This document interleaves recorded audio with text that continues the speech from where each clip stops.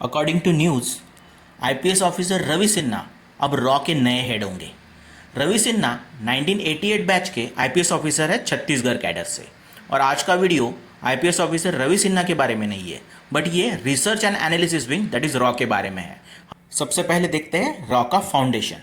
Raw 1968 में form हुआ है और ये पॉलिटिकली पीएमओ के अंडर आता है और ये इंडिया के एक्सटर्नल इंटेलिजेंस के लिए रिस्पॉन्सिबल है। दरअसल 1968 से पहले इंटेलिजेंस ब्यूरो ये एक ही ऑर्गेनाइजेशन इंडिया के एक्सटर्नल इंटेलिजेंस और इंटरनल इंटेलिजेंस के लिए रिस्पॉन्सिबल था। 1962 में जब इंडिया चाइना वॉर हुआ तो इंडिया का डिबैकल हुआ, इसलिए तब के जो प्राइम मिनिस्टर थे जवाहरलाल नेहरू, इन्होंने एक आइडिया दिया कि इंडिया के लिए एक डेडिकेटेड फॉरेन इंटेलिजेंस एजेंसी होनी चाहिए जो सिर्फ एक्सटर्नल इंटेलिजेंस के लिए वर्क करे। इसके बाद 1965 में इंडिया पाकिस्तान वॉर हुआ। इसकी वजह से 1966 में इंडिया के लिए एक सेपरेट फॉरेन इंटेलिजेंस एजेंसी होनी चाहिए, ऐसा एक आइडिया कॉन्क्रीट शेप लेने लगा। इस आइडिया को शेप देने के लिए 1966 में इंदिरा गांधी एडमिनिस्ट्रेशन ने कुछ डिसीजन लिए और तब के डेप्यूटी डायरेक्टर जो थे इंटेलिजेंस ब्यूरो के RN काउ, उन्होंने एक ब्लूप्रिंट सबमिट किया जिससे रॉ का फाउंडेशन हुआ और RN काउ रॉ के पहले डायरेक्टर बने। इनके अंडर जो भी एजेंट काम करते थे उन्हें काउबॉयज भी बोला जाता है, काव से काउबॉयज।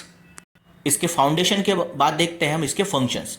रॉ का प्राइमरी फंक्शन है foreign intelligence gathering, counter terrorism, counter proliferation, advising Indian policy makers and advising India's foreign strategic interest. और ये इंडिया के न्यूक्लियर प्रोग्राम में भी सिक्योरिटी का रोल परफॉर्म करता है। रॉ ऐसे कंट्रीज को मॉनिटर करता है और ऐसे डेवलपमेंट को मॉनिटर करता है जो इंडिया के नेशनल सिक्योरिटी के लिए थ्रेट हो सकता है।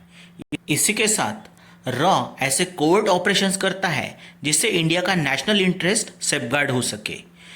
अगर कोई पोटेंशियल थ्रेट है इंडियन सिक्योरिटी को तो उसे न्यूट्रलाइज करना भी रॉ का ड्यूटी है।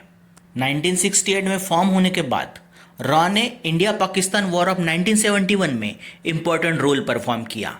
इस वॉर में रॉ की ओर से इंपॉर्टेंट इंटेलिजेंस और इनपुट इंडियन सिक्योरिटी फोर्सेस को दिए गए, जो इसी समय में ईस्ट पाकिस्तान में इंडिपेंडेंस का डिमांड था। रॉ was instrumental in the formation of Bangladeshi guerrilla organisation called as Mukti Vahini and responsible for supplying information, providing training and heavy ammunition to Mukti Vahini, which later leads to independence of East Pakistan and then called as Bangladesh.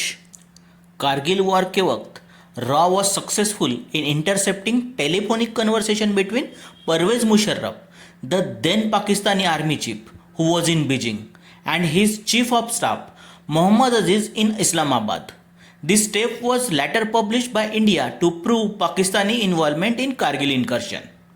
2008 में जब मुंबई पे 26/11 के attack हुए, उससे 2 से 6 महीने पहले raw ने कुछ टेलीफोनिक कन्वर्सेशन इंटरसेप्ट किए थे, which pointed at attack on Mumbai hotels by Pakistani based terrorist organisation.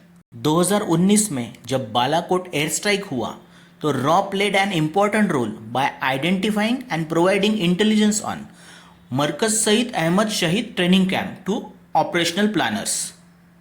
इसी तरीके से रॉ ने Sri Lanka, Myanmar, Afghanistan, middle east में कुछ इंपॉर्टेंट टास्क को परफॉर्म किया है। ऐसे कई नोन, अननोन, कोवर्ट और ओवर्ट ऑपरेशंस होंगे, टास्क होंगे जो रॉ ने परफॉर्म किए होंगे, जो शायद रिपोर्ट भी नहीं होंगे। तो इस तरीके से रॉ इंडिया के सिक्योरिटी के लिए अपना रोल परफॉर्म करता है।